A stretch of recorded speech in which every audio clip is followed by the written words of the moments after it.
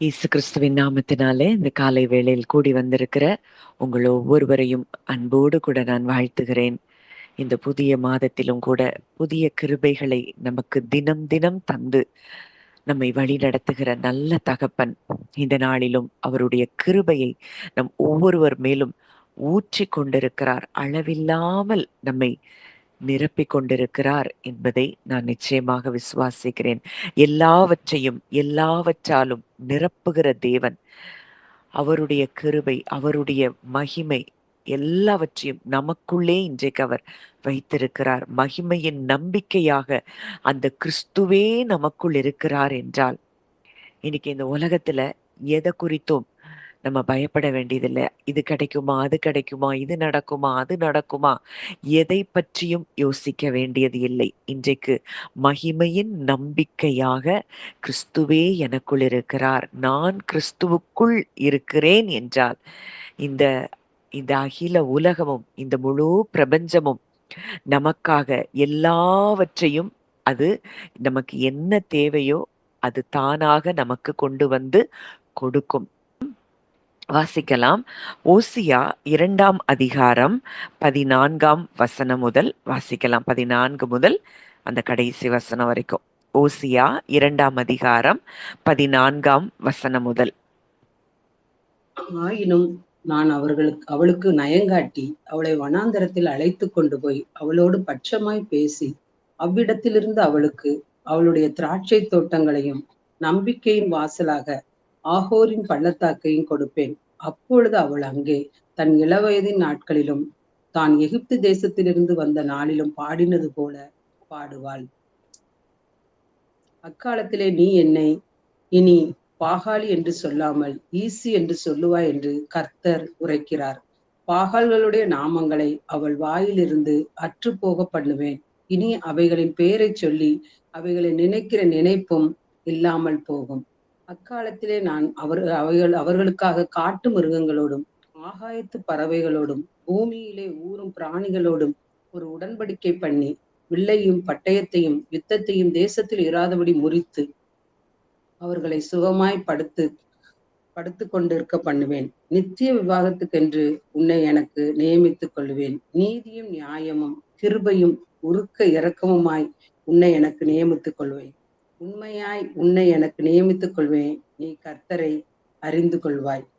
அக்காலத்திலே நான் மறுமொழி கொடுப்பேன் என்று கர்த்தர் சொல்லுகிறார். நான் வானங்களுக்கு மறுமொழி கொடுப்பேன், அவைகள் பூமிக்கு மறுமொழி கொடுக்கும். பூமி தானியத்துக்கும் திராட்சரசத்துக்கும் எண்ணெய்க்கும் மறுமொழி கொடுக்கும். இவைகள் இஸ்ரவேலுக்கும் மறுமொழி கொடுக்கும். நான் அவளை எனக்கென்று பூமியிலே விதைத்து இரக்கம் பெறாதிருந்தவளுக்கு இறங்குவேன். என் ஜனமில்லாதிருந்தவர்களை நோக்கி நீ என் ஜனம் என்று சொல்லுவேன், அவர்கள் என் தேவனே என்பார்கள் என்றார். போதும். இந்த வசனங்களை குறித்து நம்ம கொஞ்சம் தியானித்து அதுக்கப்புறம் நம்ம அந்த ஸ்பிரிட்டை குறித்து பார்க்கலாம். இந்த பகுதி இந்த பகுதி வேத பகுதி எதை சொல்லுதுன்னா, தேவன் அந்த இஸ்ரவேல் மக்கள் மறுபடியும் அவங்க எதுக்கு பின்னாடி போறாங்க? பாகால்களை வணங்கும்படி தேவனை விட்டு விக்கிரகங்களுக்கு பின்பாக அவர்கள் செல்லுகிறார்கள். ஆனா ஒரு அந்த அந்த மக்களை தன்னிடம் சேர்த்து கொண்ட ஒரு அன்புள்ள ஒரு கணவனாக இங்கே தேவன் பேசுகிறதை பார்க்கிறோம். ஓசியாவினுடைய லைஃபே அததான் வெளிப்படுத்துது. இன்றைக்கு தேவன் அப்படித்தான் தன் மக்களை நேசிக்கிறார் என்பதை இந்த பகுதி வெளிப்படுத்துகிறதா இருக்குது. இங்க முழுவதுமாய் அன்பு, உடன்படிக்கை, ஒரு புது வாழ்க்கை, இதைத்தான் இந்த பகுதிகளில் நம்ம பார்க்க முடியுது. அங்க 14வது வசனத்துல பார்க்கிறோம், அவளுக்கு நயங்காட்டி அவளை வனாந்தரத்திலே அழைத்து கொண்டு போய் அவளோட பட்சமாய் பேசி. இஸ்ரவேல் மக்கள் துரோகம் செய்றாங்க, அவரை விட்டு பின்வாங்கி போறாங்க. அவர் ஜீவனுள்ள தேவன் என்பதை அவர்கள் பல வழிகளிலே அவங்க பார்த்த பிறகும் கூட அவரை விட்டுட்டு எதுக்கெல்லாமோ பின்னாடி போயிட்டே இருக்கிறாங்க. ஆனா அவங்கள அவ்வளோ டெண்டர் ஹார்ட்டடா தேவன் என்ன செய்யறாராம்? மீண்டும் அழைக்கிறார். அவளை வனாந்திரத்திலே அழைத்து கொண்டு போய் அவளுக்கு நயங்காட்டி அவளோட பட்சமாய் பேசி.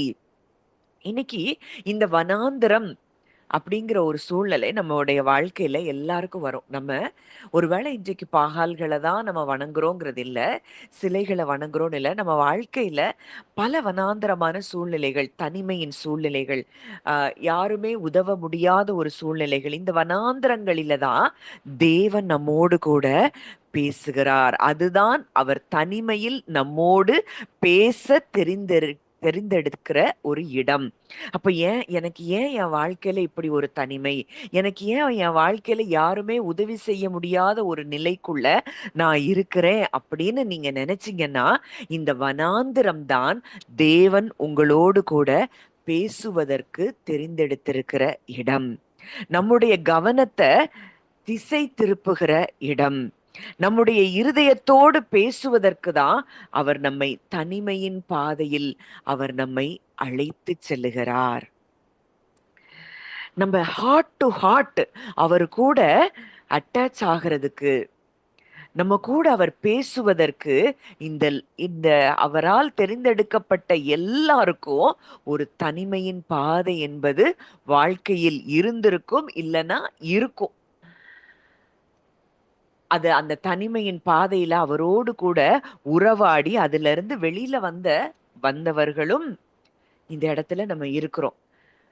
அப்போ அந்த வனாந்தரத்தில் அழைத்து கொண்டு போய் அவளை நயம் காட்டி அவளை அழைத்து அவளோட பட்சமாய் பேச அந்த இடத்துலதான் அவருடைய சத்தத்தை நம்ம கேட்க ஆரம்பிப்போம். அது வரைக்கும் இந்த உலகத்துல இருக்கிற மக்கள், உலகத்தில் இருந்து நமக்கு கிடைக்கக்கூடிய ஆசீர்வாதங்கள் இதெல்லாம் பெருசா தெரிஞ்சிருக்கும். ஆனா ஒரு வனாந்தரமான இடம், சில நேரங்கள் அந்த வனாந்தரம் தாமதங்களாக இருக்கும். சில நேரங்கள்ல எவ்வளவோ ஜெபித்திருப்போம். ஆனா நம்ம மைண்ட் ஃபுல்லா தேவனை தவிர கவலைகள்லையும் பயங்கள்ல இப்படியெல்லாம் இருந்திருக்கும். ஆனா இந்த வனாந்திரம், இந்த தாமதம் ஆக ஆக ஆக நம்ம எவ்வளோத்துக்கு எவ்வளவு அவரு கூட இணைகிறோமோ அந்த அளவுக்கு நம்முடைய வாழ்க்கையில நன்மைகளும் ஆசீர்வாதங்களும் நிரம்புகிற இடமாய் அந்த வனாந்தரம் மாறுகிறது. அதனாலதான் அவர் அந்த வனாந்தரத்துல அவளை நயங்காட்டி வனாந்தரத்திலே அழைத்து கொண்டு போய் அவளோட பட்சமாய் பேசி அப்படின்னு சொல்லி அந்த வார்த்தை சொல்லுகிறது. அடுத்தது பார்க்கிறோம், அவ்விடத்திலிருந்து அவளுக்கு திராட்சை தோட்டங்களும் நம்பிக்கையின் வாசலாக ஆகோரின் பள்ளத்தாக்கையும் கொடுப்பேன். அப்பொழுது அவள் அங்கே தன் இளவயதின் நாட்களிலும் தான் எகிப்து தேசத்திலும் இருந்து வந்த நாளிலும் பாடினது போல பாடுவாள். அப்ப ஆகோர் பள்ளத்தாக்கு அப்படின்னாலே துக்கத்தின் பள்ளத்தாக்கு, அது ஒரு தோல்வியின் அடையாளம். அந்த இடத்த தேவன் ஒரு புது வாழ்க்கையின் வாசலாக மாற்றுகிறார்.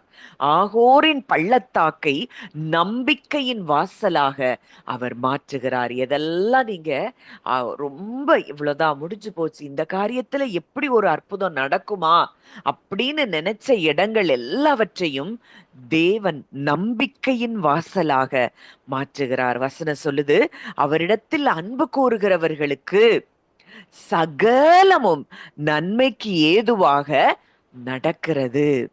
என்ன கசப்பான அனுபவமா இருந்தாலும் சரி, என்ன பெரிய நஷ்டமா இருந்தாலும் சரி, தேவன் நம்முடைய வாழ்க்கையில ஒரு புதிய ஒரு காரியத்தை தொடங்குகிற இடமாய் அது இருக்கிறது. ஆகோரின் பள்ளத்தாக்கு நம்பிக்கையின் வாசலாக அவர் மாற்றுகிறார். முதலாவது வனாந்தரத்துல நயங்காட்டி அவளை அழைத்து கொண்டு போய் அவளிடத்துல பட்சமாய் பேசி, அடுத்ததா துக்கத்தின் பள்ளத்தாக்கை நம்பிக்கையின் வாசலாக அவர் மாற்றுகிறார். இல்ல, உனக்கு முடிவு இது இல்ல, நீ என்னிடத்தில் அன்பு கூறுகிறபடியினால் உனக்கு சகலத்தையும் நான் நன்மைக்கு ஏதுவாக முடிய பண்ணுகிறேன் என்று சொல்லி இந்த காலை வேளையில நம்ம ஒவ்வொருவரோடும் கூட அவர் இடைப்படுகிறார். என் வாழ்க்கையில் இதெல்லாம் தாமதமா இருக்கு, இதெல்லாம் நடக்கவே இல்லை, இது எப்போ நடக்கும், இது நடக்குமா அப்படின்னு நீங்க துக்கத்தோடு இருந்த காரியங்கள் எல்லாவற்றிலும் தேவன் உங்களுக்கு அவைகளை நம்பிக்கையின் வாசலாக அவர் மாற்றுகிறார். அடுத்ததா பார்க்கிறோம், அக்காலத்தில் நீ என்னை இனி பாகாலி என்று சொல்லாமல் ஈஷி என்று சொல்லுவா என்று கர்த்தர் உரைக்கிறார். ஈஷி அப்படின்னா கணவன், பாகாலி அப்படின்னா எஜமான். அப்போ நீ என்னை எஜமான் என்று அழைக்க மாட்டாய், நீ என்னை எப்படி கூப்பிடுவ? கணவன் என்று கூப்பிடுவாய், புருஷன் என்று கூப்பிடுவாய். அப்போ இந்த உறவு முறை அப்படிங்கிறது ஏதோ ஒரு எஜமான் வேலைக்காரன் எஜமான் வேலைக்காரி அப்படிங்கிற இடத்துல தேவன் நம்மை வைக்கவில்லை. இந்த இடத்திலிருந்து, இந்த பயத்தின் அடிமைத்தனத்திலிருந்து ஆழமான அன்பிற்குள் தேவன் நம்மை கொண்டு வருகிறார். தேவன் நம்மை அடிமைகளாய் பார்க்கவில்லை.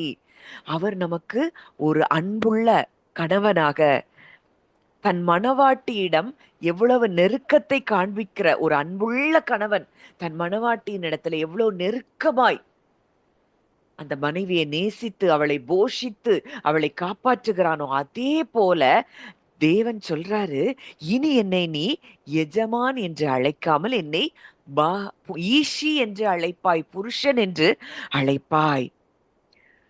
ஒரு நல்ல கணவன் தன் மனைவியை போஷித்து காப்பாற்றுகிறவனாய் இருப்பான்.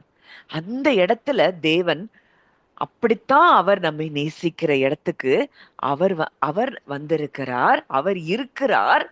ஆனா இன்றைக்கு அவருடைய அன்பை நாம் எந்த அளவுக்கு உணர்ந்து கொண்டிருக்கிறோம்? அடுத்ததா சொல்றாரு, பாகால்களுடைய நாமங்களை அவள் வாயிலிருந்து அற்று போக பண்ணுவேன், இனி அவைகளின் பேரை சொல்லி அவைகளை நினைக்கிற நினைப்பும் இல்லாமல் போகும். அவர் நம்முடைய செயல்களை மட்டும் மாற்றல, ஆக்ஷன்ஸை மட்டும் மாற்றல, நம்முடைய ஆசைகளை, நம்முடைய எண்ணங்களை அவர் மாற்றுகிறார். இன்னைக்கு நம்ம ஏற்கனவே விக்கிரக வழிபாட்டுல பார்த்தோம். எதெல்லாம் தேவனை விட பெருசா தெரியுதோ அதெல்லாமே நமக்கு விக்கிரகமாய் இருக்கிறது. அது ஒரு பயமே நமக்கு இருந்தா கூட, ஒரு கவலையா இருந்தா கூட, சூழ்நிலையா இருந்தா கூட, மனுஷனுடைய வார்த்தை, மனுஷருடைய எண்ணங்கள், இல்ல ரிப்போர்ட், எதெல்லாம் தேவனை விட நமக்கு பெரிதாக தெரிகிறதோ அது எல்லாம் நமக்கு விக்கிரகமா இருக்குதுன்னு பாக்குறோம். இந்த வசனம் சொல்லுது, பாகால்களுடைய நாமங்களை அவள் வாயிலிருந்து அகற்றி போடுவேன், அற்று போக பண்ணுவேன். அவர் நம்முடைய செயல்களை மட்டும் மாற்றல, நமக்குரிய ஆசைகளை, எண்ணங்களை எல்லாமே அவர்தான் சொல்லி அவரை முழுவதுமாய் சார்ந்திருக்கக்கூடிய எண்ணங்களை நமக்கு வைக்கிறார். உண்மையான மீட்பு அப்படிங்கிறது நம்மை அடிமைப்படுத்தின எல்லாவற்றிலும் இருந்து நமக்கு விருப்பம் இல்லாமல் போவதுதான் உண்மையான மீட்பு. நமக்கு விருப்பம் இல்லாம போவது, அது நம்ம மைண்ட அப்படியே ஒரு அது ஆளுகை செய்வது. இந்த காரியத்தை முற்றிலுமாய் நம்மிடம் இருந்து தேவன் அற்று போக பண்ணினார். அது உலகத்தின் ஆசைகளாய் இருக்கலாம், இச்சைகளாய் இருக்கலாம், பணமா இருக்கலாம், செல்வாக்கு, அந்தஸ்து, பேர், புகழ், இதெல்லாம் ஆண்டவர் தருவாரு. ஆனா நம்முடைய மனது அதிலேயே இருக்கும்னா, மற்றவங்களை பார்த்து எப்ப பார்த்தாலும் கம்பேரிசன், இதெல்லாம் அற்று போக பண்ணுகிறாராம். உண்மையான மீட்பு அப்படிங்கிறது நம்மை அடிமைப்படுத்தின தவறான எண்ணங்கள், பழக்க வழக்கங்கள், காரியங்கள், அதுக்கு மேல விருப்பமே இல்லாதபடிக்கு அவர் மேல மாத்திரம் விருப்பம் வைக்கிற இடத்திற்கு தேவன் நம்மை கொண்டு வருகிறார். அடுத்ததா நம்ம பார்க்கிறோம், நித்திய காலமா இருக்க, அந்த 18வது வசனத்தை கடைசியில பார்ப்போம். நீ உன்னை எனக்கு நியமித்துக் கொள்ளுவேன், நீ கர்த்தரை அறிந்து கொள்ளுவாய், நித்திய விவாகத்துக்கென்று உன்னை நான் எனக்கு நியமித்துக் கொள்ளுவேன். அப்போ தேவன் நம்மள எப்படி பார்க்கிறாரு? தமக்கே உரியவர்களாக அவர் நம்மை பார்க்கிறார். நித்திய விவாகத்துக்கென்று உன்னை எனக்கு நியமித்துக் கொள்ளுவேன். நமக்கே, அவருக்காய் நம்மை நியமித்துக் கொள்ளுகிறாராம். அது ஒரு உடன்படிக்கை, ஒரு உடன்படிக்கையாய் அவர் அதை செய்கிறார். உண்மையாய் உன்னை எனக்கு நியமித்துக் கொள்ளுவேன், நீ கர்த்தரை அறிந்து கொள்ளுவாய். இந்த உடன்படிக்கை எப்படி இருக்கும்னா, நீதியா இருக்கும், நியாயமா இருக்கும். கிருபையின் அடிப்படையில இந்த உடன்படிக்கை இருக்கிறது. இது கிறிஸ்துவின் வழியாய் நமக்கு கிடைத்துள்ள ஒரு புது உடன்படிக்கையை இது வெளிப்படுத்துகிறது. இந்த புது உடன்படிக்கையில இன்னைக்கு நாம் அவருக்குரியவர்களாய் மாறி இருக்கிறோம். இனி நான் அல்ல, கிரயத்துக்கு கொல்லப்பட்டீர்களே, அவரால விலைக்கு வாங்கப்பட்டிருக்கிறோம், அவருக்கு உரியவர்களாய் நாம் மாறி இருக்கிறோம். நம்முடைய ஆவி, ஆத்துமா, சரீரம் எல்லாம் இப்ப அவருக்குரியதுன்னா இதையெல்லாம் பாதுகாப்பதும் அவருடைய வேலை. இன்னைக்கு உன்னை எனக்கு நியமித்துக் கொண்டிருக்கிறேன், நியமித்துக் கொள்ளுவேன், நீ என்னை அறிந்து கொள்ளுவாய் அப்படின்னு அவர் சொல்றாருன்னா எந்த அளவுக்கு இன்டிமேட்டா அவர் நம்மை அவருக்குரியவர்களாய் பார்க்கிறார். நீ எனக்கு சொந்த ஜனம், நீ எனக்குரியவள், நீ என்னுடையவள் அப்படின்னு சொல்லி அவர் மறுபடியும் மறுபடியும் நம்ம கூட பேசிக்கொண்டே இருக்கிறார். ஆனா நம்ம அவருக்குரியவர்களாய் நாம் நம்மை பார்க்கிறோமா? இல்ல இந்த உலகத்துல நடக்கிற காரியத்தை வச்சு இது எப்படி இருக்கும், இது எப்படி நடக்கும், இந்த தேவன் என்னை நேசிக்கிறாரா, தேவன் என்னைய கைவிட்டுட்டாரா, இப்படியெல்லாம் நினைச்சோம்னா இன்னமும் அவருடைய ஆழமான அன்பை நாம் உணர்ந்து கொள்ள முடியாதவர்களாய் இருக்கிறோம். அப்போ இந்த வனாந்தரம் அப்படிங்கிறது தேவன் நம்மை அழைக்கிற இடம். இழந்த நன்மைகளை அவர் நமக்கு தருகிற ஒரு இடமாய் அது இருக்கிறது. நம்ம இருதயத்துல இருக்கக்கூடிய தேவையில்லாத பயம், கலக்கம், கவலை, ஆசை, இச்சை, உலகத்தின் காரியங்கள், இது எல்லாத்தையும் நம்ம இடத்துல இருந்து அகற்றுகிறார். இல்ல அவர் மாத்திரம் எனக்கு போதுங்கிற இடத்துக்கு நம்ம வர்றோம். இந்த உடன்படிக்கை, உன்னை நியமித்துக் கொள்ளுவேன், உன்னை நித்தியமா எனக்கென்று நியமித்துக் கொள்ளுவேன் அப்படிங்கிறது அந்த உடன்படிக்கையின் உறவை அவர் உறுதிப்படுத்துகிற இடமாய் இருக்கிறது. நாம் அவருடைய பிள்ளை என்று சொல்லி நம்மை முத்திரையிடுகிறார். இப்போ இந்த 18வது வசனத்தை மறுபடியும் ஒரு நேரம் வாசிங்க.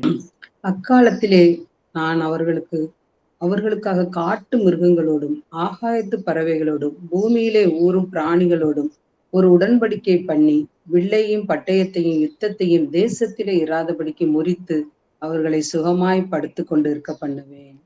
அக்காலத்தில் நான் அவர்களுக்காக காட்டு மிருகங்களோடும் ஆகாயத்து பறவைகளோடும் பூமியிலே ஊறும் பிராணிகளோடும் ஒரு உடன்படிக்கை பண்ணி வில்லையும் பட்டயத்தையும் யுத்தத்தையும் தேசத்திலே இராதபடிக்கு முறித்து அவர்களை சுகமாய் படுத்து கொண்டிருக்க பண்ணுவேன்.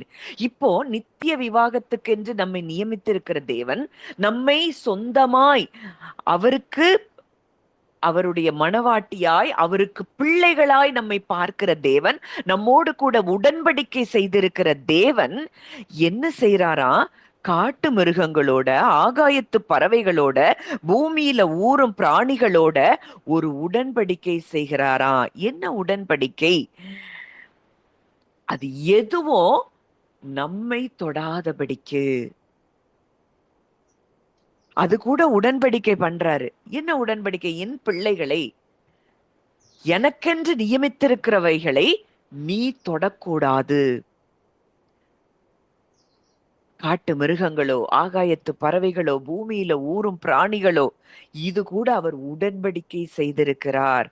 செய்து வில்லையும் பட்டயத்தையும் யுத்தத்தையும் தேசத்தில் இராதபடிக்கு முறித்து, நமக்கு எதிராய் வந்த எந்த யுத்தமா இருந்தாலும், பட்டயமா இருந்தாலும், வில்லா இருந்தாலும், அதை அவர் முறித்து போடுகிறார். இன்னைக்கு நம்முடைய நீதியை நிலைநாட்டுவதற்கு நம்ம போய் எதையும் செய்ய வேண்டியதில்லை. நமக்காக, நமக்கு எதிரடையாய் வருகிற காரியங்களுக்காக அவர் அந்த யுத்தத்தை தேசத்திலே இராதபடிக்கு அவர் முறித்து போடுகிறார். அவர்களை சுகமாய் குடியிருக்க பண்ணுவேன். இன்னொரு வசனம் வாசிங்க. சங்கீதம் 4ஆம் அதிகாரம் 8ஆம் வசனம். சங்கீதம் 4:8. சமாதானத்தோடு படுத்துக்கொண்டு நித்திரை செய்வேன். கர்த்தாவே, நீர் ஒருவரே என்னை சுகமாய் தங்க பண்ணுகிறீர். சமாதானத்தோடே படுத்துக்கொண்டு நித்திரை செய்வேன். கர்த்தாவே, நீர் ஒருவரே என்னை சுகமாய் தங்க பண்ணுகிறீர். சமாதானத்தோடே படுத்துக்கொண்டு நித்திரை செய்வேன். அப்போ இன்றைக்கு நம்ம எதை குறிச்சு பயப்பட வேண்டிய இடத்திலேயே அவர் நம்மை வைக்கவில்லை. இத நம்ம ஆழமா புரியணும். எந்த அளவுக்கு நம்ம கூட அவர் ஒரு உடன்படிக்கை பண்ணி இருக்கிறார்னா, அவர் காட்டு மிருகங்களோட, ஆகாயத்து பறவைகளோட, பூமியில ஊறும் பிராணிகளோட ஒரு உடன்படிக்கை செய்து, நாம் உடன்படிக்கையின் பிள்ளைகளாய் இருக்கிறபடியினால் அவர் அவைகளோடு கூட உடன்படிக்கை செய்து, நமக்கு எதிரிடையாய் வருகிற எல்லா யுத்தங்களையும் அவர் முறித்து, அவர் நம்மை சுகமாய் படுத்து கொண்டிருக்க பண்ணுகிற நல்ல தகப்பனாய் இருக்கிறார். இன்னைக்கு எதை குறிச்சு நம்ம பயப்படணும்? ஐயோ, இது இப்படி இருக்கு, இந்த பிரச்சனை இப்படி இருக்கு, இந்த மனுஷங்க எனக்கு இவ்வளவு எதிரா எழும்பி இருக்கிறாங்க, இந்த மனிதர்கள் எனக்கு எதிரா இவ்வளவு பேசுறாங்க, செயல்படுறாங்க இப்படின்னு சொல்லி நம்ம ஏதோ செயல்படணும்னு போராடி முயற்சி பண்ணி இல்ல. நேற்று நம்ம தியானித்த காரியம்தான். அவர் கிருபை நம்ம மேல இருக்குன்னா, அவருக்காக நாம் நியமிக்கப்பட்டிருப்பது நிஜம் என்றால், நாம் அவருக்குரியவர்களாய் இருப்பது நிஜம் என்றால், நாம் அவருக்கு மனவாட்டியாய், அவருக்கு சொந்த பிள்ளைகளாய் நாம் இருக்கிறோம் என்றால், அவர் யாரு கூட உடன்படிக்கை பண்ணுகிறார்? சகல இந்த பூமியில இருக்கக்கூடிய இந்த பிரபஞ்சத்தின் அனைத்து காரியங்களோடும் கூட அவர் உடன்படிக்கை செய்து நம்மை எதுவும் சேதப்படுத்தாதபடிக்கு அவர் பாதுகாக்கிறார். நமக்கு எதிரிடையாய் வருகிற எல்லா காரியங்களை குறிச்சு நம்ம எத்த குறிச்சு கலங்க வேண்டாம். அதை அவர் பார்த்துக்கிடுவார். அவர் தானே முறித்து போடணும். நம்ம போய் எதையாவது செய்ய முடியுமா? இல்ல. இன்னைக்கு நம்ம இத விசுவாசித்து இந்த இளைப்பாறுதலில் இருப்பதுதான் நம்முடைய வேலை. அடுத்ததா பார்க்கிறோம் மிக முக்கியமான ஒரு காரியம் 21.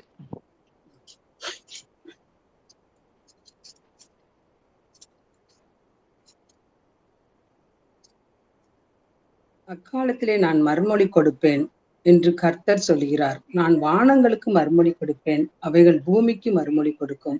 பூமி தானியத்துக்கும் திராட்சரசத்துக்கும் எண்ணெய்க்கும் மறுமொழி கொடுக்கும். இவைகள் இஸ்ரேலுக்கும் மறுமொழி கொடுக்கும். இத நல்லா நீங்க கவனிச்சீங்கன்னா ஒரு ஆழமான சத்தியம் இதுல இருக்கு. அக்காலத்தில் நான் மறுமொழி கொடுப்பேன் என்று கர்த்தர் சொல்லுகிறார். நான் வானங்களுக்கு மறுமொழி கொடுப்பேன், அவைகள் பூமிக்கு மறுமொழி கொடுக்கும். பூமி தானியத்துக்கும் திராட்சரசத்துக்கும் எண்ணெய்க்கும் மறுமொழி கொடுக்கும்.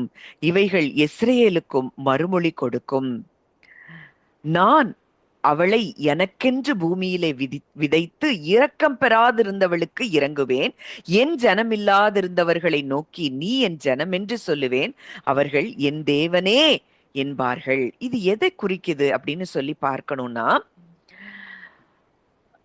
எல்லாமே ஒரு டிவைன் அலைன்மெண்ட்குள்ள வருது. அதாவது அவருக்கென்று நியமிக்கப்பட்டிருக்கிறவர்களுக்கு அவர் எல்லாவற்றோடும் கூட உடன்படிக்கை செய்து எல்லா வில்லை முடித்து வில்லை உடைத்து ஈட்டியை முறித்து சுகமாய் குடியிருக்க பண்ணுகிற தேவன் இப்ப அடுத்ததா என்ன செய்கிறாரு? பூமி பலனை கொடுக்கும்படி செய்கிறார்.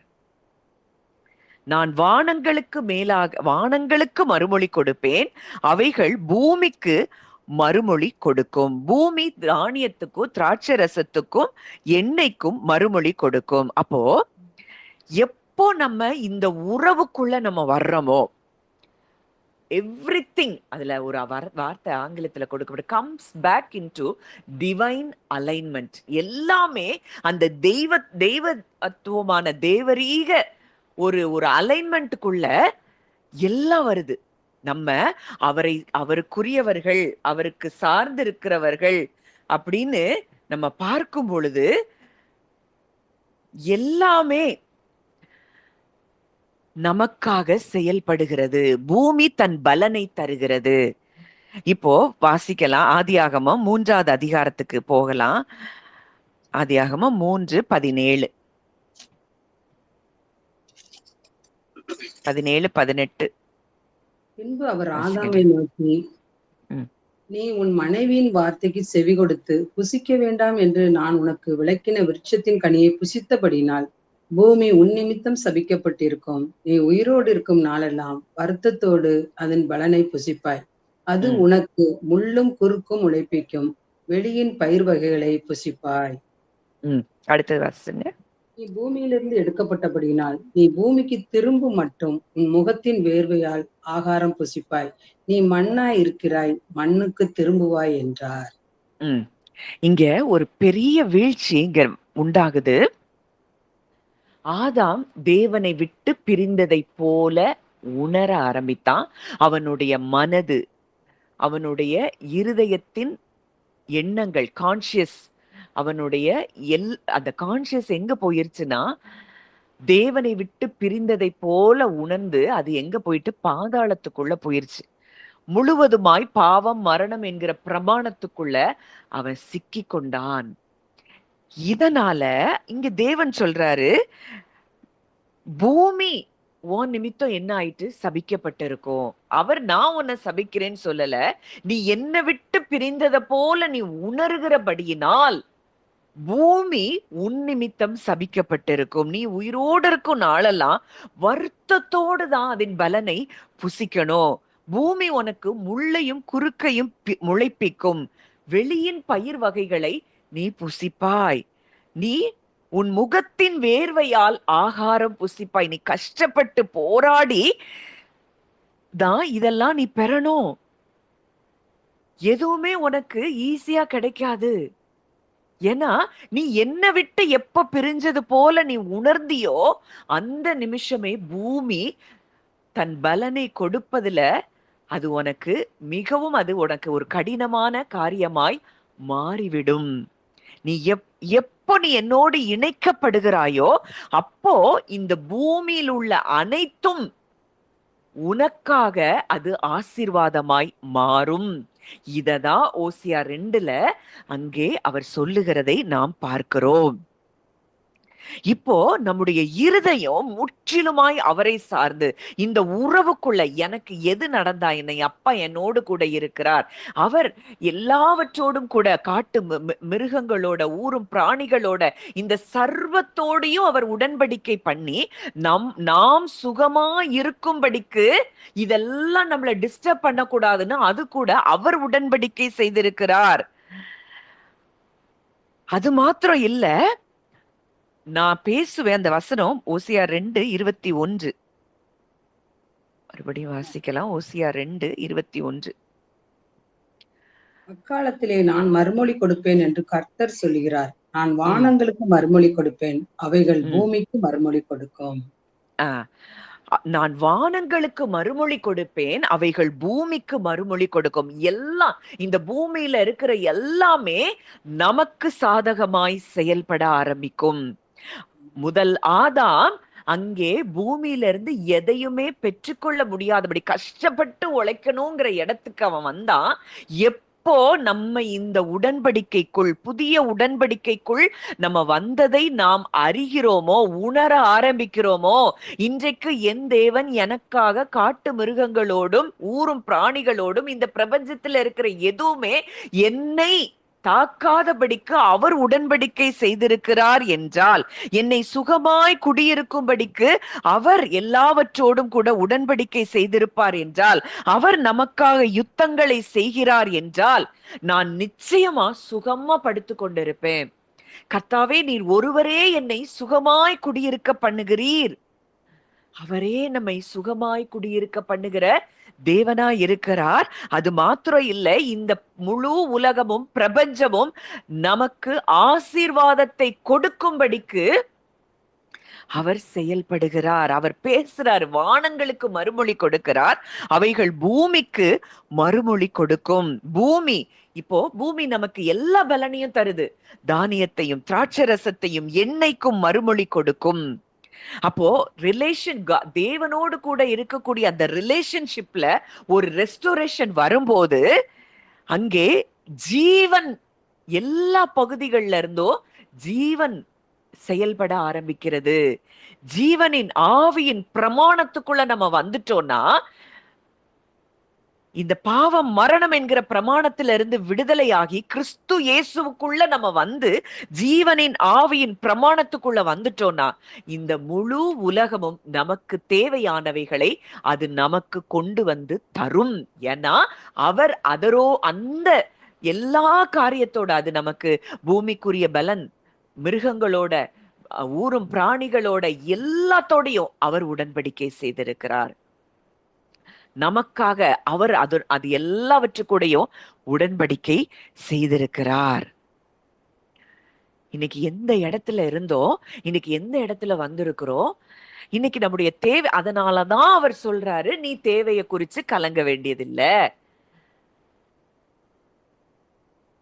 இந்த நாலேஜ் நமக்கு இருக்குதா? ஆகாயத்து பட்சிகளை பாருங்க, காட்டு புல்ல பாருங்க, இதுக்கெல்லாம் கொடுக்கிறாரே. நான் உன் கூட உடன்படிக்கை இவைகள் கூட, நான் இந்த பிரபஞ்சத்து கூட நான் உடன்படிக்கை செஞ்சிருக்கிறேனே, இதெல்லாம் உனக்கு தேவைன்னு எனக்கு தெரியும். நீ விசேஷித்தவள், இதெல்லாம் உனக்கு எல்லாம் ஈஸியா கிடைக்கும்படிக்கு நான் அவைகளோடு கூட உடன்படிக்கை செய்திருக்கிறேன். இன்னைக்கு எதை குறித்து நம்ம கலங்கி கொண்டு இருக்கிறோம்? அது இல்ல, இது இல்ல, வேலை இல்ல கல்யாணம் முடியல, இல்ல பிள்ளை இல்ல, எல்லாத்தையுமே அவர் நமக்கு கொடுத்திருக்கிறார். எல்லா ஆசீர்வாதங்களினாலும் அவர் நம்ம ஏற்கனவே ஆசீர்வதித்து இருக்கிறார். இப்ப பிரச்சனை என்ன அப்படின்னா, நாம் அவருக்குரியவர்களாய் இருக்கிறோம் என்கிறத உணர முடியாத இடத்துல இருக்கிறோம். அதுதான் பிரச்சனை. அவருக்குரியவளாய் நான் இருக்கிறேன். எனக்காக இந்த முழு பிரபஞ்சத்தோடு கூட அவர் நான் சுகமா இருக்கும்படி அவர் உடன்படிக்கை செய்திருக்கிறார் என்றால், என்னை தொட எந்த வல்லமைக்கும் அதிகாரம் இல்லை. சூரியன் அவர் படைச்சது, சந்திரன் அவர் படைச்சது, காலங்கள் அவர் படைச்சது, இந்த மிருகங்கள் எல்லாமே அவர் படைச்சது. அவர் படைத்தவைகள் எதுவும் நம்மை சேதப்படுத்தாதபடிக்கு அவைகளோடு கூட அவர் உடன்படிக்கை செய்திருக்கிறார். நித்திய விவாகத்துக்கென்று நம்மை நியமித்தவர் இப்போ அவருக்குரியவர்களாய் நம்மை பார்க்கிறபடியினால் இது எதுவும் நம்மள தொடக்கூட முடியாத அளவுக்கு அவைகளோடு அவர் உடன்படிக்கை செய்திருக்கிறார் என்பதை இந்த காலை வேளையில எத்தனை பேர் நீங்க அதை உணர முடியுது? இந்த காரியங்கள் எதுவும் என்னை சேதப்படுத்த முடியாதபடி தேவன் அவைகளோடு கூட உடன்படிக்கை செய்திருக்கிறார். இன்னைக்கு பூமி எனக்கு பலனை தரும். இதெல்லாம் விழுந்து போன மனிதனுடைய மனது, ஐயோ இது இப்படி நான் முயற்சி பண்ணி நான் அப்படி செய்யணும், நான் இப்படி செய்யணும், எந்த ஒரு காரியத்தையும், எந்த ஒரு சின்ன விஷயத்துல இருந்து பெரிய விஷயம் வரைக்கும், அப்பா இந்த காரியம் இப்படி இருக்கு, இதை உங்கள்கிட்ட கொடுக்குறேன் அப்படின்னு நீங்க கொடுத்து பாருங்க. எது உங்களுக்கு தேவையோ அது உங்களை தேடி வரும். எதை குறித்தும் நம்ம வேலை அவர்ல இளைப்பாரி அவரை பெரிதாய் பார்ப்பது மாத்திரமே நம்முடைய வேலை. நம்ம எதெல்லாம் கடினமா நினைச்சிட்டு இருக்கோம், ஐயோ இது நடக்குமா, இது எப்படி நடக்கும், அவர் சொல்றாரு எல்லாத்துக்கூடையும் அவர் உடன்படிக்கை செய்திருக்கிறார். இந்த பூமியில இருந்துதான் நமக்கு ஒரு ஆசீர்வாதம் வரணும்னா, இந்த ஓசியா 2ல பார்க்கிறோம், காட்டு மிருகங்களோட, ஊரும் பிராணிகளோட, இந்த முழு பிரபஞ்சத்தோட அவர் உடன்படிக்கை செய்திருக்கிறார். பூமி தானியத்துக்கும் திராட்சரசத்துக்கும் என்னைக்கும் மறுமொழி கொடுக்கும்னா, இன்னைக்கு உங்களுக்கு என்ன தேவையோ அது உங்களை தேடி வரும். அது கூட உடன்படிக்கை செய்கிறதுனா என்ன? இதெல்லாம் என் பிள்ளைக்கு நீ கொடுக்கணும், அதுதான் அவருடைய உடன்படிக்கை. நீங்க யாரும் என் பிள்ளைய சேதப்படுத்த கூடாது அப்படிங்கிறது தான் அவருடைய உடன்படிக்கை. இன்னைக்கு அதை உணர்ந்தோம்னா நிறைய பேருக்கு பயம், இது என்ன சேதப்படுத்திருமோ, இந்த மிருகம் என்னைய சேதப்படுத்திருமோ, இந்த பாம்பு எங்க வீட்டுக்குள்ள வந்துருமோ. எப்படி வரும்? எதுவும் நம்ம பக்கத்துல எல்லைக்குள்ள வராதபடிக்கு அவர் பாதுகாக்கிறார். அவர் அவைகளோடு கூட உடன்படிக்கை செய்திருக்கிறார். அவர் உடன்படிக்கை செஞ்சிட்டாருன்னா அவருக்கு கட்டுப்பட்டிராத ஏதாவது காரியம் இருக்கா? யோனாவை கக்கும்படி மீனுக்கு கட்டளையிடுறாரு, மீன் விழுங்கும்படி கட்டளையிடுறாரு, அது விழுங்குது. அத கக்கும்படி கட்டளையிடுறாரு, அது கக்குது. ஆமணக்கு செடிக்கு கட்டளையிடுறாரு, அது ஒரே நாள்ல முளைக்குது, ஒரே நாள்ல அது தீந்து போகுது. இன்னைக்கு நமக்காக இந்த பிரபஞ்சத்தோடு கூட அவர் உடன்படிக்கை செய்திருக்கிறார். நாம் சுகமாய் தங்கி இருக்கும்படி, இந்த புது உடன்படிக்கையின் கீழே நாம் சுகமாய் தங்கி இருக்கும்படி தேவன் இவைகள் எல்லாவற்றோடும் கூட உடன்படிக்கை செய்து இந்த பூமி நமக்கு பலனை தரும்படி, தானியத்துக்கும் திராட்சை ரசத்துக்கும் எண்ணெய்க்கும் அது என்ன செய்தான், நமக்காக மறுமொழி கொடுக்குது. நமக்கு என்ன தேவையோ, அப்பா இது இப்படி இருக்கு, இதை உங்கள்ட்ட கொடுக்குறேன், அவ்வளவுதான். இந்த பூமி நமக்கு என்ன தேவையோ அது நம்ம கைகளிலே அதை நமக்கு கொண்டு வந்து கொடுக்கும். இது எல்லாமே எங்க ரெஸ்டோர் ஆகுதுன்னா உறவில், தேவனோடு கூட இருக்கக்கூடிய உறவுல தான் இது எல்லாமே நமக்கு கிடைக்கிறது. ஆதாம் அதை தான் இழந்து போனான். தேவனிலிருந்து அவன் பிரிக்கப்பட்டதை எப்போ உணர்ந்தானோ அந்த நிமிஷம் பூமி அவனுக்கு பலன் தருகிறது கடினமாயிருந்தது. அது முள்ளையும் குறுக்கையும் பிறப்பித்தது. அவன் தேவனிலிருந்து பிரிக்கப்பட்டதை போல உணர்ந்தபடியினால பூமி பலனை தர முடியல. பூமி சபிக்கப்பட்டதா இருந்தது. இன்றைக்கு இங்க இருக்கிற ஒவ்வொருவரும், இதை கேட்கிற ஒவ்வொருவரும் இன்றைக்கு அவரோடு கூட நாம் இணைக்கப்பட்டிருக்கிறோம், அவரோடு கூட நாம் ஒன்றாக்கப்பட்டிருக்கிறோம். இன்றைக்கு கிறிஸ்துவுக்குள் நாம் இருக்கிறோம், கிறிஸ்து நமக்குள் இருக்கிறார் என்றால் இந்த பூமி நமக்கு பலனை தந்தே ஆகணும். அதுதான் அவர் செய்த உடன்படிக்கை. அவைகளோடு கூட அவர் உடன்படிக்கை செஞ்சிருக்கிறாரு. என் பிள்ளை சுகமா இருக்கணும், என் பிள்ளை ஆசீர்வாதமா இருக்கணும், அதற்காக அவர் வானங்களில் மறுமொழி கொடுத்து, அந்த வானங்களில் கொடுத்த மறுமொழி பூமியில் அங்கு செயல்படுகிறது. அவைகள் பூமிக்கு மறுமொழி கொடுக்கும். இன்னைக்கு ஏன் அவருக்கு பிள்ளைங்கிறத நம்ம உணர்ந்தா போதும், இந்த பூமி அது பூமிக்கு மறுமொழி கொடுக்குது. இது என் பிள்ளை, என் பிள்ளைக்கு இந்த தேவை இருக்குது, என் பிள்ளைக்கு நீ கொடுக்கணும்னு சொல்லி அங்கே அவர் பூமிக்கு மறுமொழி கொடுக்கிறார். எதெல்லாம் இழந்தமோ ஆதாமுக்குள்ள, முதல் ஆதாமுக்குள்ள எதையெல்லாம் இழந்தமோ அதையெல்லாம் கிறிஸ்துவுக்குள்ள நம்ம மறுபடியும் பெற்றுக்கொள்ளுகிறோம். இழந்த உறவு, இழந்த தைரியம், இழந்த நம்பிக்கை, இழந்த ஆசீர்வாதங்கள், இன்றைக்கு அவருக்குள்ள இருக்கிறோம். எல்லா சாபங்களும் நீக்கி நம்ம கிறிஸ்துவுக்குள்ள நம்ம உட்பட்டு இருக்கிறோம் என்றால் இப்போ நம்ம ஆசீர்வாதத்தை தவிர நமக்கு வேற எதுவும் நம்முடைய வாழ்க்கையில கிடையாது. நம்ம போய் நம்முடைய யுத்தங்களை செய்ய வேண்டிய இடத்துல தேவன் வைக்கல. அவரே நமக்கு எதிரான வில் ஈட்டி, மனித வார்த்தைகளா இருக்கலாம், மனுஷருடைய செயல்பாடுகளா இருக்கலாம், எதுவா இருந்தாலும் அவரே முறித்து போடுறேன்னு சொல்லிட்டாரு. நம்ம யார்கிட்ட போய் பேசணும்? நம்ம தேவைக்காகவோ நம்ம எந்த காரியத்துக்கோ அவரை சார்ந்து முற்றிலுமாய் அவருக்குள்ளே நம்ம மகிழ்ந்து களி கூறி கொண்டே இருந்தாலே போதும், எல்லாமே நமக்கு நடக்கும். அந்த அடுத்த 23வது வசனத்துல நம்ம பார்க்கிறோம், நான் அவளை எனக்கென்று பூமியிலே விதைத்து இரக்கம் பெறாதிருந்தவளுக்கு இறங்குவேன், என் ஜனமில்லாதிருந்தவர்களை நோக்கி நீ என் ஜனமென்று சொல்லுவேன், அவர்கள் என் தேவனே என்பார்கள். அப்போ ஒரு காலத்துல நம்ம தூரமா இருந்தோம், அக்கிரமங்களினாலும் பாவங்களினாலும் மரித்தவர்களாய் இருந்த நம்மை கிறிஸ்துவுடனே கூட உயிர்ப்பித்திருக்கிறார் என்றால், இன்றைக்கு இந்த உடன்படிக்கைக்குள்ள நம்ம வந்திருக்கிறோம்னா நம்ம எதை குறிச்சு கலங்க வேண்டிய இடத்துல அவர் வைக்கல. எல்லாவற்றையும் அவரே நமக்காக செய்கிறார்.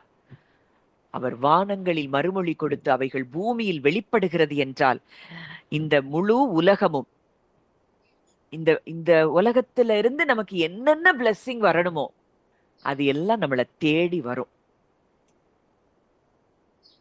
எதை குறித்தும் நம்ம ஸ்ட்ரைவ் பண்ணி போராடி வர வேண்டிய அவசியம் இல்லை. அது முதல் ஆதாமுக்குள் நடந்த காரியம்.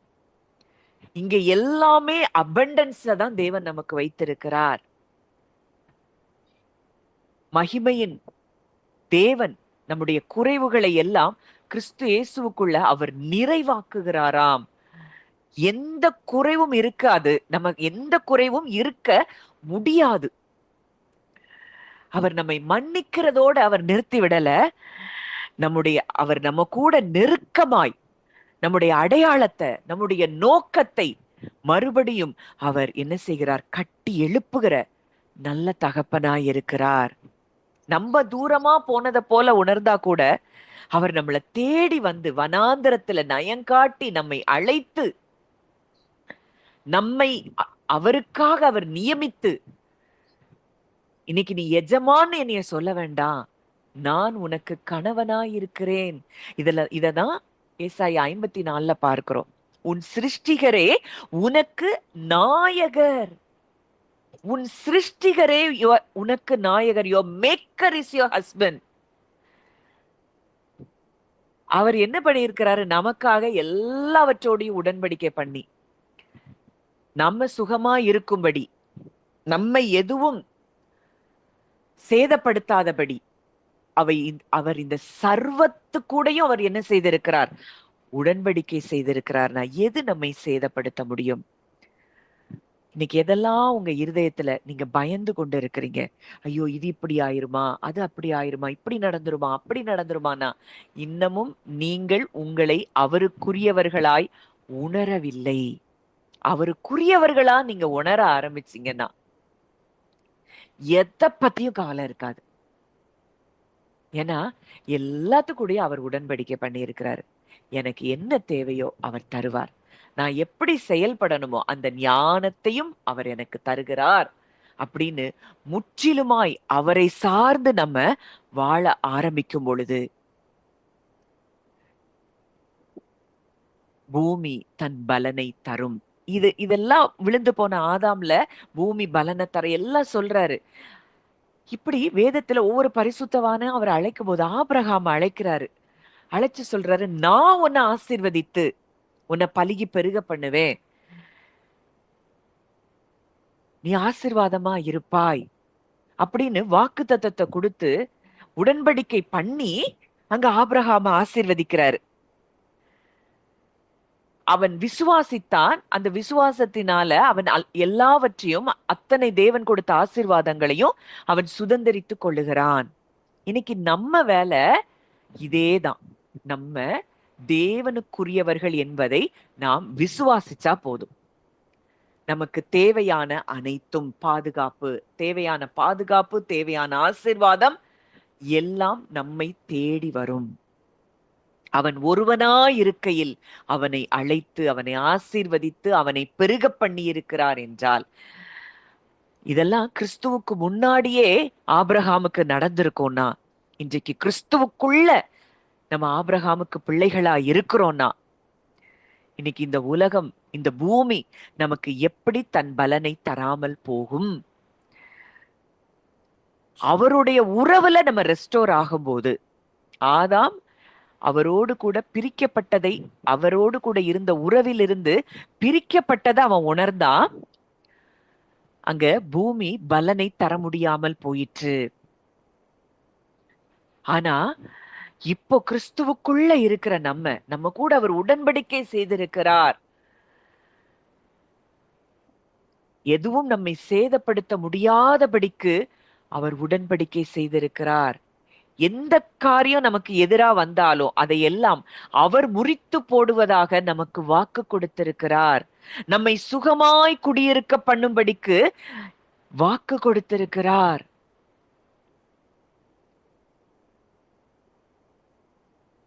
இன்னைக்கு இத நம்ப முடியுதா? இத விசுவாசிக்க முடியுதா? எனக்காக இந்த அகில உலகத்துல இருக்கக்கூடிய எல்லா மிருகங்களோட கூட, இந்த முழு பிரபஞ்சத்துல இருக்கக்கூடிய எல்லா அவருடைய கிரியைகளோடு கூட அவர் நமக்காக உடன்படிக்கை செய்திருக்கிறார் என்பதை உங்களால நம்ப முடியுதா? அவர் உடன்படிக்கையை காக்கிற தேவன். அவர் உடன்படிக்கையை காக்கிற தேவன். எல்லாவற்றுக்கூடையும் அவர் உடன்படிக்கையை செய்திருக்கிறார். எதற்காக? நாம் விசேஷித்தவர்களாய் இருப்பதினால், நாம் அவருக்கு பிள்ளைகளாய் இருப்பதினால், நாம் அவருக்கு மணவாட்டியாய் இருப்பதினால், அவர் அகில பிரபஞ்சத்தோடும் கூட, அவர் படைத்த அத்தனை சிருஷ்டிகளோடும் கூட அவர் உடன்படிக்கை செய்து நாம் சுகமாய் இருக்க வேண்டும் என்பதற்காக உடன்படிக்கை செய்து நமக்கு எதிராய் வருகிற எல்லாவற்றையும் அவர் முறித்து போடுகிறார் என்றால், இன்னைக்கு எந்த காரியம் உங்களை கலக்கப்படுத்தி கொண்டிருக்கிறது? எது உங்களை சோர்வுற பண்ணுது? இன்றைக்கு அவருடைய வார்த்தை உங்க ஒவ்வொருத்தரை நோக்கி வருது. அவர் உங்களுக்கு எப்படி இருக்கிறாராம்? ஈஷியா இருக்கிறாராம், கணவனா இருக்கிறாராம். பாகாலி இல்ல, எஜமான் வேலைக்காரன் அந்த உறவு இல்ல. உங்களோடு கூட அவர் நெருக்கமாய் உங்களை நேசிக்கிறார். நீங்க தான் அவருக்கு எல்லாங்கிற இடத்துலதான் அவர் உங்களை வைத்திருக்கிறார். உங்களுக்காக எல்லாவற்றோடும் கூட அவர் உடன்படிக்கை செய்திருக்கிறார்.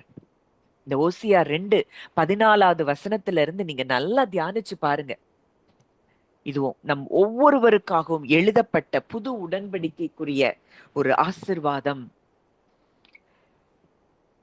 அவர் நம்மோடு கூட உடன்படிக்கை செய்திருப்பது நிஜம் என்றால் நாம் பாதுகாக்கப்படுவது நிஜம்.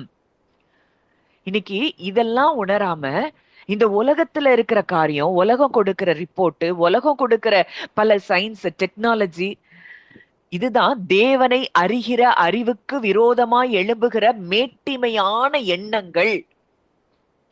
அவர் என் கூட உடன்படிக்கை செஞ்சிருக்கிறாரு, என்னை பாதுகாக்கும்படி இந்த சர்வ உலகத்தோடும் கூட அவர் உடன்படிக்கை செய்திருக்கிறார். எதுவும் என்னை சேதப்படுத்த முடியாது. இந்த பூமி எனக்கு மிகுந்த நன்மைகளையும் ஆசீர்வாதங்களையும் கொடுக்கும்படிக்கு அவரோடு கூட நான் இணைக்கப்பட்டிருக்கிறேன். எல்லாம் எனக்கு ஆசீர்வாதத்தை தரும். அதான் வசனம் சொல்லுது, எகிப்தின் சம்பாத்தியமும் எத்தியோப்பியாவின் லாபமும் உன்னிடத்திற்கு தாண்டி வந்து உன்னுடையதாகும். எல்லாமே நம்மளை தேடி வரும். அவருடைய உறவுல மாத்திரம் நம்ம இருந்தா போதும். எதை பத்தியும் கவலை இல்லாம, பயப்படாம, அவருடைய வார்த்தையை நிஜமாய் நம்பி, அவரை முற்றிலுமாய் விசுவாசத்தோடு நம்ம பற்றி கொண்டிருப்போம் என்றால், எதை குறித்தும் பயப்பட வேண்டிய, கலங்க வேண்டிய இடத்தில் தேவன் நம்மை வைக்கவில்லை. நம்மளை ஏதோ கடந்த காலத்துல தவறுகள் செய்திருக்கலாம், ஆனா அது எல்லாத்துல இருந்து ஆண்டவர் நம்மள நயங்காட்டி கூட்டி கொண்டு வந்து அவருடைய பாதைகளை நமக்கு கற்றுக் கொடுத்து, இன்றைக்கு அவர் நம்மை எப்படி பார்க்கிறார் என்பதை உணரச் செய்து, அவர் நம்முடைய இருதயத்துல அவர் கனிவாய் பேசிக்கொண்டே இருக்கிறதை நம்ம அறியும்படி அவர் செய்து, நம்ம இழந்த எல்லாவற்றையும் அவர் திருப்பி தந்து நம்மை ஆசீர்வதிக்கிற நல்ல தகப்பனாய் அவர் இருக்கிறார். இத நம்ம உணர்கிறோமா? வனாந்தரமான ஒரு சூழ்நிலை தான், ஆனா இந்த இடத்துலதான் அவர் நம்மோடு கூட உறவாடுகிற இடமாய் அது மாறினது. இன்னைக்கு எத்தனை பேர் நீங்க சொல்ல முடியும்? நான் என் வாழ்க்கையில நிச்சயமா சொல்ல முடியும், தனிமையின் பாதை, யாருமே உதவ முடியாத ஒரு சூழல், இது எல்லாம் வந்தது. ஆனா அந்த தனிமையின் பாதையில தான் அவரை நான் உணர ஆரம்பித்தேன். இது எத்தனை பேர் நீங்க சொல்ல முடியும்? ஆமா, இந்த சூழ்நிலையில தான் அவரோடு கூட நான் இணைக்கப்பட்டு, பிணைக்கப்பட்டு, அவரோடு கூட உறவுல நான் ஐக்கியமானேன். அந்த இடத்துலதான் அவர் சத்தத்தை நம்ம தெளிவா கேட்க ஆரம்பித்தோம். அந்த இடத்துல இருந்துதான் ஆழமான சத்தியங்களை எல்லாம் நம்ம அறிய ஆரம்பித்தோம். இந்த உலகம் அதுவரைக்கும் கொடுத்த காரியங்கள், கொடுத்த பல செய்திகள், அதெல்லாம் எதெல்லாம் நிஜம், எதெல்லாம் பொய் அப்படிங்கிறத உணர ஆரம்பித்த இடமே இந்த வனாந்தரம் தான். இந்த கால தாமதங்கள் தான். அதனால அதுக்கு எல்லாவற்றுக்காகவும் நம்ம நன்றி சொல்ல கடமைப்பட்டிருக்கிறோம். இன்னைக்கு உங்க பிரச்சனை என்ன? உங்க போராட்டம் என்ன? அது உங்க பிரச்சனையே இல்ல. அது அவருடைய பிரச்சனை. அந்த வில்லுகளையும் ஈட்டிகளையும் முறித்து யுத்தங்களை ஓயப் பண்ணுகிறவர் நம்ம கூட இருக்கிறாரா? நம்ம போய் எதோட சேர்ந்து போராடிட்டு இருக்கணும்? யாரு கூட போராடணும்? என்னால முடியாதுப்பா. நீங்க எனக்கு தகப்பனா இருக்கிறீங்க. உங்ககிட்ட ஒப்பு கொடுக்கிறேன்னு சொல்லி எல்லாத்தையும் விட்டுட்டு நீங்க ரிலாக்ஸ்ட் மைண்ட் செட்டுக்கு எப்ப வர்றீங்களோ எல்லாவற்றையும் அவர்கிட்ட கொடுத்துட்டு மனதின் ஆழத்தில் இருந்து இளைப்பாறுதல்ல வர்றீங்களோ தேவன் நமக்காக அதை செய்கிறவராயிருக்கிறார். நம்ம எதையும் பிடிச்சு வைக்கிற வரைக்கும் அவரால செயல்பட முடியாது. அந்த உடன்படிக்கை செயல்படாது. அவரை சார்ந்து வாழ ஆரம்பிக்கும் போது அவர் ஏற்கனவே இந்த முழு பிரபஞ்சத்தோடும் ஆகாயத்து பறவைகளோடும் மிருகங்களோடும் ஊரும் பிராணிகளோடும் சர்வலோகத்தோடும் பண்ணியிருக்கிற உடன்படிக்கை செயல்படணும்னா முற்றிலுமாய் அவரை சார்ந்து அவரோடு கூட நான் இணைக்கப்பட்டிருக்கிறேன் என்கிற எண்ணங்களில் நாம் நிலைத்திருக்கும் பொழுது இந்த உடன்படிக்கை செயல்பட ஆரம்பிக்கும். அவர் நம்மை சுகமாய் படுத்து கொண்டிருக்க பண்ணுகிற தகப்பனாய் இருக்கிறார். எதெல்லாம் உங்க தூக்கத்தை டிஸ்டர்ப் பண்ணுது? இன்னைக்கு அவரோடு கூட நீங்க இணைக்கப்பட்டிருக்கிறீங்கன்னா எதிராய் வந்த எல்லாவற்றையும் அவர் முறித்து போடுகிறார். நம்ம வேலை அவருக்குள்ள களி கூறுவதும் இளைப்பாறுவதும் மாத்திரமே. என்ன தேவையா இருந்தாலும் அவர்கிட்ட கொடுத்துட்டு நீங்க சமாதானமா சந்தோஷமா அவரை துதிச்சுட்டே இருங்க. அவர் எல்லாவற்றையும் நமக்காக அவர் செய்து முடிக்கிற நல்ல தகப்பனாய் இருக்கிறார். ஆதாம் இழந்த அந்த ஆசீர்வாதங்கள், ஆதாமுக்கு பூமி பலனை கொடுக்க முடியல. ஆனா புது உடன்படிக்கையின் கீழே இந்த ஓசியா 2லயே புது உடன்படிக்கையை தான் குறித்து அவர் சொல்லுகிறார். பூமி பலனை கொடுக்கும்படிக்கு அவர் என்ன செய்கிறாராம்? கட்டளை கொடுக்கிறார். அவர் கட்டளை கொடுத்த பிறகு பூமி பலனை தராம இருக்குமா? அவர் கட்டளை கொடுத்த பிறகு இந்த பிரபஞ்சம் நமக்கு எதிராய் செயல்படுமா? நமக்காக அவர் உடன்படிக்கை செய்திருக்கிறார் என்பதை உணர்ந்தா போதும். எல்லாம் நமக்காகவே செயல்படும். இந்த முழு உலகமும் நமக்காக செயல்படுகிறத நீங்க பார்ப்பீங்க. ஒரு விலையேற பெற்ற காரியத்தை இன்றைக்கு தேவன் நமக்கு கற்றுக் கொடுத்திருக்கிறார். உனக்காக நான் எல்லாவற்றோடும் கூட உடன்படிக்கை செய்திருக்கிறேன். உன்னை ஒன்றும் சேதப்படுத்தாதபடிக்கு நான் உனக்காக யுத்தங்களை முறித்து போடுகிறேன். உனக்கு எதிராய் எந்த யுத்தமோ செயல்பட முடியாது. அது உனக்கு எதிராய் வந்த யுத்தம் அல்ல. இன்னைக்கு இந்த முழு பூமியும் உனக்கு பலன் கொடுக்கும்படி நான் கட்டளை கொடுத்திருக்கிறேன். வானங்களுக்கு மறுமொழி கொடுத்து அவைகள் பூமிக்கு மறுமொழியை கொடுத்து இந்த பூமி தன் பலனை தரும்படி அவர் கட்டளை கொடுத்திருக்க. அவருக்குள்ள இருக்கிறோம்னா பூமி நமக்கு பலனை தந்தே ஆகணும். நம்ம ஆசீர்வாதமா இருந்துதான் ஆகணும். இதைத்தான் அவர் செய்திருக்கிறார். இன்னைக்கு சிலுவையில் நமக்காக விலையேற பெற்ற இந்த ஆசீர்வாதத்தை அவர் நமக்கு தந்திருக்கிறார். இது உங்களுக்காக சிந்தப்படுகிற என்னுடைய புது உடன்படிக்கையின் இரத்தமா இருக்கிறதுனா அவருடைய இரத்தத்தினால் நம்மோடு கூட செய்த உடன்படிக்கை இதுதான். இந்த உடன்படிக்கையில இந்த முழு பிரபஞ்சமும் நமக்கு எதிராய் செயல்படக்கூடாதுன்னு சொல்லி அவர் உடன்படிக்கை செய்திருக்கிறார். நம்மை எதுவும் தாக்கக்கூடாது. நம்ம சுகமாய் குடியிருக்க பண்ணும்படிக்கு அவர் முழு பிரபஞ்சத்தோடும் கூட அவர் உடன்படிக்கை செய்திருக்கிறார். இந்த பூமி பலனை தரும்படி அவர் கட்டளை கொடுத்திருக்கிறார். அவருக்குள் இருக்கிறவர்களுக்கு அது எங்க இருந்து வரும், எப்படி வரும், இந்த ப்ரொவிஷன் எப்படி, இதெல்லாம் நமக்கு தெரியவே தெரியாது. ஆனா வரும். ஏன்னா அவர் கட்டளை கொடுத்திருக்கிறார். இதெல்லாம் தெரியாமலே பல ஆசீர்வாதங்கள நம்ம சுதந்தரித்தோம். ஆனா இன்னைக்கு தெரிஞ்ச பிறகு நீங்க யோசிச்சு பாருங்க, கிறிஸ்துவுக்குள்ள நம்ம இருக்கிறதுனால இத்தனை ஆசீர்வாதங்கள் பூமி நமக்கு தந்திருக்கு. தேவைகளை குறித்து புலம்ப வேண்டிய இடத்துல அப்பா நம்மள வைக்கல. அதனாலதான் அவர் சொல்றாரு, முதலாவது தேவனுடைய ராஜ்யத்தையும் அவருடைய நீதியும் தேடுங்க, இதெல்லாம் உனக்கு கூட கொடுக்கப்படும்ட்டார். அது தானாவே கொடுக்கும். தேவையை குறிச்சு கலங்காத. என்ன, நான் உனக்கு அவைகளை கொடுக்கும்படிக்கு நான் கட்டளையிட்டு இருக்கிற இந்த ஞானம் தான் நமக்கு வேணும், இந்த அறிவு தான் நமக்கு வேணும். அதனாலதான் வசனம் சொல்லுது, அவரை அறிகிற அறிவுல கிருபையும் சமாதானமும் பெருகும். அவரை அறிகிற அறிவு ஜீவனுக்கும் தேவ பக்திக்கும் வேண்டிய எல்லாவற்றையும் நமக்கு கொண்டு வந்து கொடுக்கும். எல்லாமே அவர் அறிகிற அறிவுல தான் இருக்கு. நம்ம இன்னைக்கு எந்த அளவுக்கு அவரோடு இணைக்கப்பட்டு இருக்கிறத நம்ம உணர்றோமோ அந்த அளவுக்கு எல்லாம் நமக்கு ஆசீர்வாதமாய் நமக்கு கொடுக்கப்படும். இன்னைக்கு எல்லாரோடு கூட ஆண்டவர் இடைப்பட்டு கொண்டிருக்கிறார். உங்க இருதயம் எதை தேடி கொண்டிருக்கு? எதை உங்க இருதயம் தேடுது? உங்க தேடல் அவராய் மாத்திரம் இருக்கும் என்றால்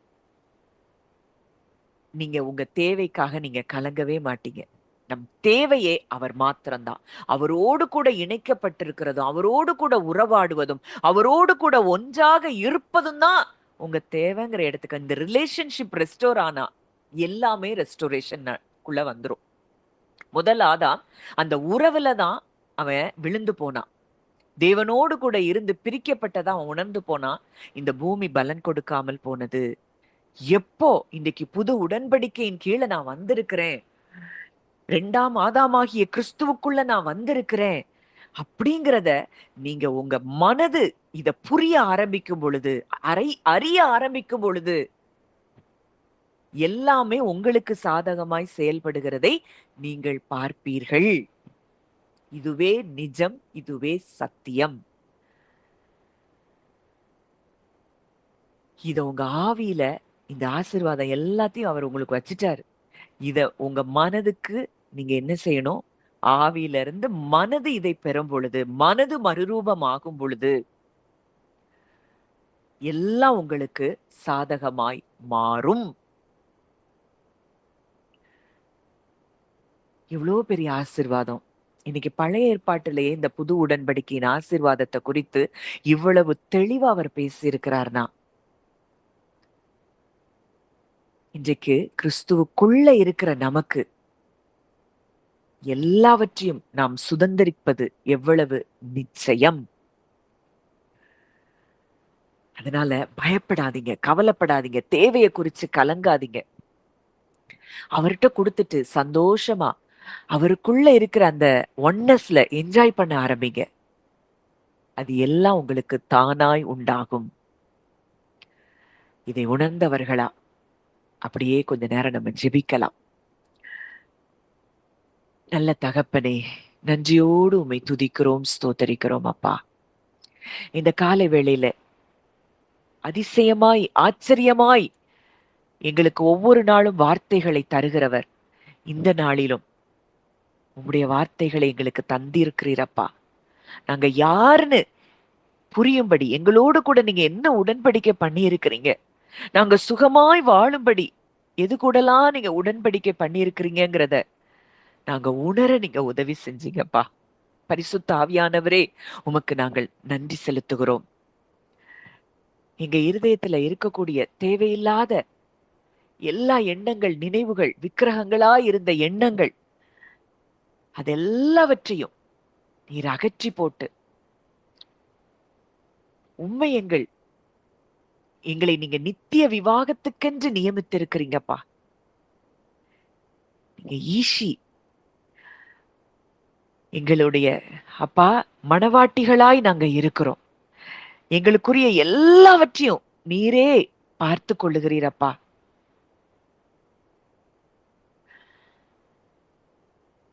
நன்றி செலுத்துகிறோம். எங்கள் சிருஷ்டிகராகிய நீரே எங்களுக்கு நாயகராக இருக்கிறீர் அப்பா. எங்களுக்கு என்ன குறை இருக்க முடியும்?